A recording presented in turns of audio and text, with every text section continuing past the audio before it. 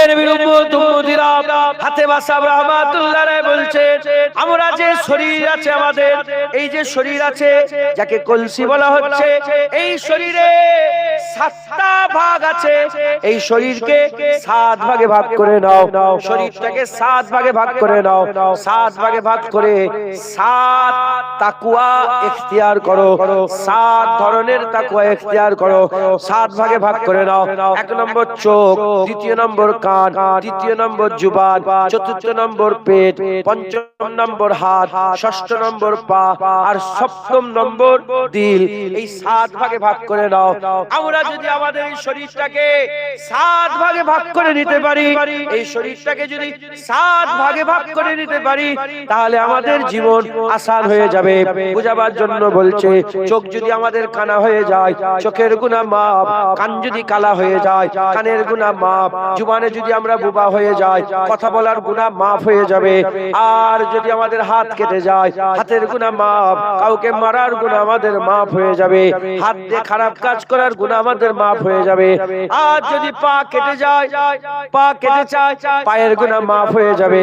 এই মুসলমানের ছেলেরা, আমাদের ঘরে আল্লাহ পাক 7টা অঙ্গ দিয়েছেন।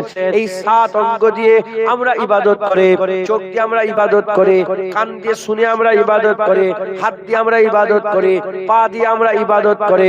এ নবীর উম্মত উম্মতিরা, এই 7 অঙ্গকে তাকওয়ায় মুবতালা করতে হবে। এই 7 অঙ্গকে তাকওয়ায় লাগাতে হবে। যদি 7 অঙ্গকে তাকওয়ায় লাগাতে পারি, আমাদের 5 মুখ, যে আমরা বললাম 5 ইন্দ্রিয়, এই শরীরে যে 5 ইন্দ্রিয় আছে, 5টা যে কলসির মুখ আছে, ওই কলসির মুখ থেকে সাফাফ পানি বের ঢুকবে, সাফাফ পানি, পরিষ্কার পানি ঢুকবে। তার মধ্যে আমি আপনাদের বুঝাবার জন্য বলে দিয়ে যাচ্ছি, 1 নম্বর হচ্ছে চোখ। এই চোখকে আমাদের তাকওয়া ইখতিয়ার করাতে হবে। এই চোখ দিয়ে 2 রকম কাজ হয়, একটা ভালো কাজ হয়, একটা খারাপ কাজ হয়। গুনার কাজ করি, নেকির কাজ করি। গায়ের মুহররমকে দেখবেন, গুনার কাজ হবে। আর আপনার মুহররমকে দেখবেন, গুনাহ হবে না। আপনি আপনার চোখ দিয়ে আব্বাকে দেখবেন, আম্মাকে দেখবেন, আদবের সঙ্গে তাকাবেন, আমার আল্লাহ সওয়াব দেবে। কি সওয়াব দেবে? বাপ মায়ের মুখের দিকে আদবের সঙ্গে তাকিয়ে থাকা বান্দার আমলনামায় মকবুল হজের সওয়াব আল্লাহ দান করে দেয়। চোখ দিয়ে পানি ঢোকানো যায়। এই শুনছেন আপনারা? চোখ দিয়ে হারাম দেখবেন, গুনাহ হবে। খারাপ ছবি দেখবেন, খারাপ ভিডিও দেখবেন, গুনাহ হবে। আবার ওই চোখ দিয়ে আল্লাহর কাবা শরীফ দেখবেন, আল্লাহ সওয়াব দেবেন। আল্লাহ কি দিবেন? সওয়াব দিবেন। ওই চোখ দিয়ে বাপ মায়ের মুখের দিকে তাকাবেন, আল্লাহ সওয়াব দিবেন। ওই চোখ দিয়ে হুজুর পাকের গুম্বাদে খাজরা দেখবেন, আল্লাহ সওয়াব দিবেন। ওই চোখ দিয়ে কাঁদবেন, চোখ দিয়ে পানি বেরোবে, আল্লাহ সওয়াব দেবেন। মুসলমানের ছেলেরা, হুজুরে পাক সাল্লাল্লাহু আলাইহি ওয়াসাল্লাম বলছেন, যদি কারো চোখ ভিজে যায় আল্লাহর ভয়ে, যদি কারো চোখ দিয়ে পানি বেরিয়ে যায় আল্লাহর ভয়ে, ওই বান্দার চোখ দিয়ে আল্লাহর জন্য পানি বেরিয়ে যাওয়াটা আল্লাহ পাক এত খুশি হয়ে যায়, এত রাজি হয়ে যায়।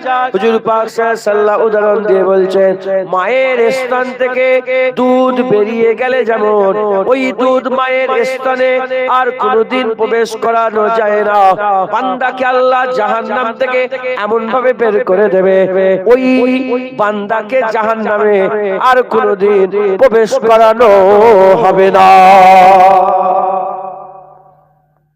কখন? যখন চোখ দিয়ে আল্লাহর জন্য পানি বেরোবে। জাহান্নামীরা কাঁদবে, তাদের চোখের পানিতে স্রোত বয়ে যাবে, কোনো কাজ হবে না। কিন্তু ওই বান্দা যদি দুনিয়াতে যদি মাছির মাথা থেকেও ছোট ফোঁটা পানি চোখের কোণা থেকে বের করে দেয় আল্লাহর জন্য খালেস, আল্লাহ জাহান্নামের আগুন হারাম করে দেয়। জোরে বলে। মুসলমানের ছেলেরা, এ নবীর উম্মত উম্মতিরা, এই চোখ হচ্ছে 2 রকমের, একটা ভালো একটা খারাপ। খারাপ দেখবে কলসি, আমার চোখ আমার কলসি। খারাপ দেখবো, খারাপ পানি ঢুকবে। ভালো দেখবো, ভালো সাফা পানি ঢুকবে।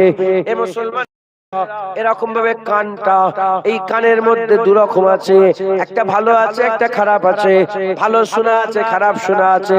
খারাপ শুনবেন, খারাপ শুনবেন আল্লাহ পাক গুনাহ দিবে, আর ভালো শুনবেন আল্লাহ পাক সওয়াব দিবেন, আল্লাহ পাক সওয়াব দেবেন।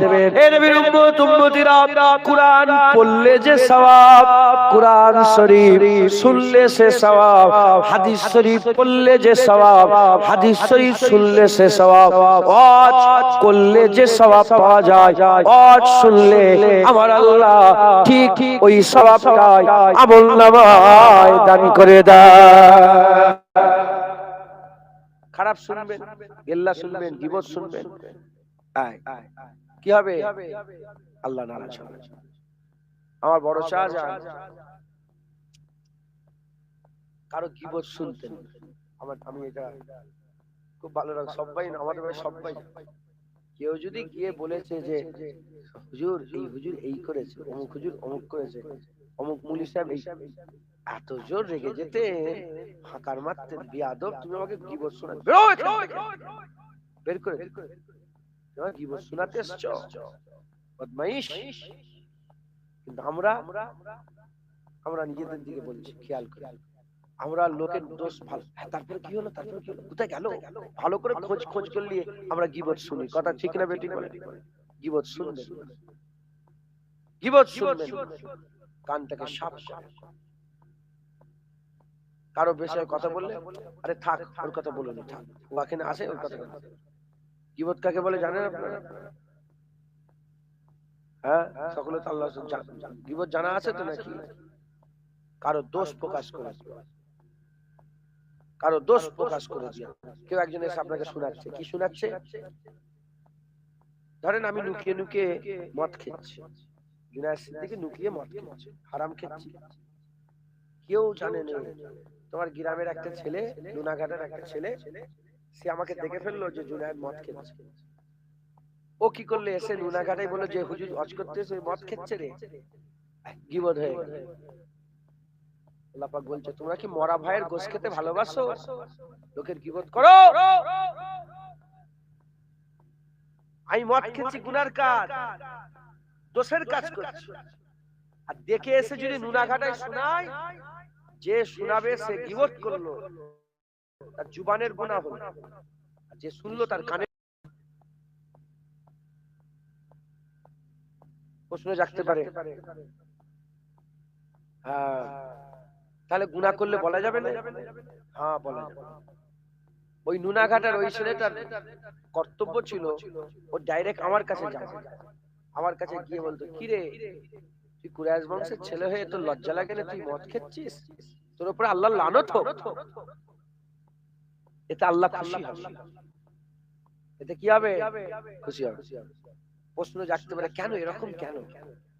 মুসলমানের ছেলেরা, এর বিরুদ্ধে আমার কোন দোষ বেরিয়ে যাক, এটা কি আমার বাপ মা চাই? আপনাদের দোষ বেরিয়ে যাক, এটা কি আপনার বাপ মা চাই? আপনার ছেলের দোষ বেরিয়ে যাক, এটা কি বাপেরা কোনোদিন চায়? না না না। কেন? এতে ভালোবাসা আছে, এতে মহব্বত আছে। আমরা আমাদের ছেলে পুলেদের, মহব্বতের লোকেদের ভুলটাকে পর্দা করি, কাউকে বুঝতে দিই না।